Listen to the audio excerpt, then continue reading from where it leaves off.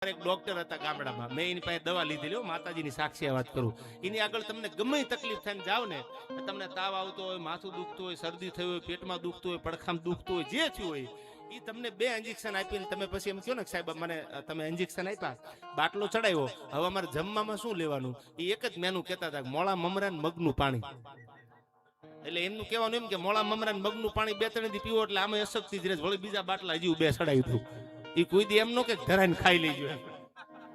એ મને હજી યાદ છે, મેં એમની આગળ બહુ દવા લીધી. અમે એમને ઘોડા સાહેબ કહેતા હતા, હજી પોતે ઘોડા જેવા હતા, એનું નામ જ ઘોડા સાહેબ હતું. એ હજી જીવે છે, અમારે હડલામાં છે હજી. પણ એ 2 ઇન્જેક્શન આપ્યા પછી દર્દી એમ પૂછે સાહેબ શું જમવાનું? તક મોળા મમરા ને મગનું પાણી. અરે સાહેબ મોળા મમરા દેહ થોડો ઉભો રહે, કઈક તો ખાવાની સૂચ આપો. પણ એ મોળા મમરા મગનું પાણી દર્દી 2-3 દી પીવે ને વળી બીજા 2 બાટલા ચડાવે એવું કામ સાહેબ નું થઈ જાય. એટલે કે બાપા હવે 2 બાટલા હવે પછી 2 બાટલા બીજા 5 દી પછી ચડાવી દે, વળી 2 ઇન્જેક્શન ઠપકરે. હવે ઇન્જેક્શન દેવાનો જમાનો વી ગયો. પછી પૂછે દર્દી, એ કે સાહેબ હવે શું જમવાનું? તાક થોડી લાઈટ ખીચડી લેજો. વળી પાછા કે હરખું ન આવે પાછું મોળા મમરા મગનું પાણી લેજો. એટલે મોળા મમરા મગના પાણીએ તો મરવી નાખ્યા યાર.